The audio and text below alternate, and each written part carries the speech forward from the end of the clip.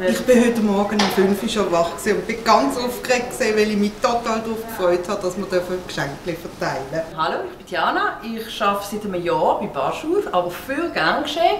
Das ist meine zweite Geschenkaktion, Weihnachtsgeschenkaktion. Ist fast schon schöner als die erste. Meine Funktion hier ist ein bisschen so, ich nenne das Sorgentelefon und Koordination von Wünschen, von Sachen, die gerade anstehen, wie «Hoppla, ich habe Corona, ich kann für mich einkaufen». Ich bin Sandra, ich arbeite normalerweise als Assistentin, bin einfach hier ehrenamtlich tätig als Moderatorin in der Gruppe Gern geschehen und tue halt noch ein bisschen mithelfen, sei es jetzt bei der Weihnachtsaktion oder auch beim Foodsharing. Also bei mir ist es auch einer meiner Lieblingstage im Jahr, weil es einfach, ja, es ist grossartig, es ist so.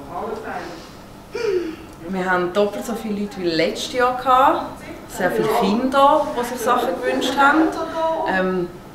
Das ist wahnsinnig gut, die leuchtenden Augen, die glücklichen Gesichter in dieser doch extrem schwierigen Zeit für unsere Nächsten, die wir hier hatten.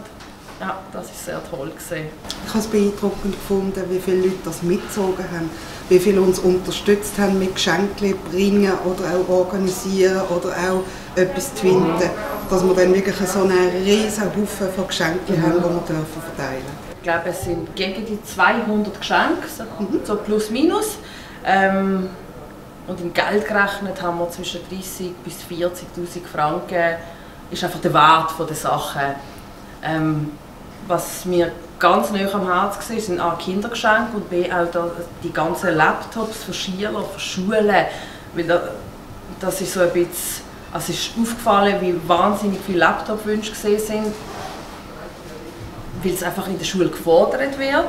Und die Teenager und Kids, die haben das einfach nicht. Und das ist jetzt einfach eine Sache, die mir sehr wichtig ist und das hätte man komplett erfüllen können. Aber hier dazu zum Beispiel eine größere Spende von 10'000 Franken gebraucht, wo dann auch jemand geschickt hat. Und das war eine riesige Richtung.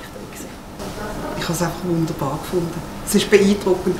Und ja, ich werde heute oben zufrieden ins Bett schlafen.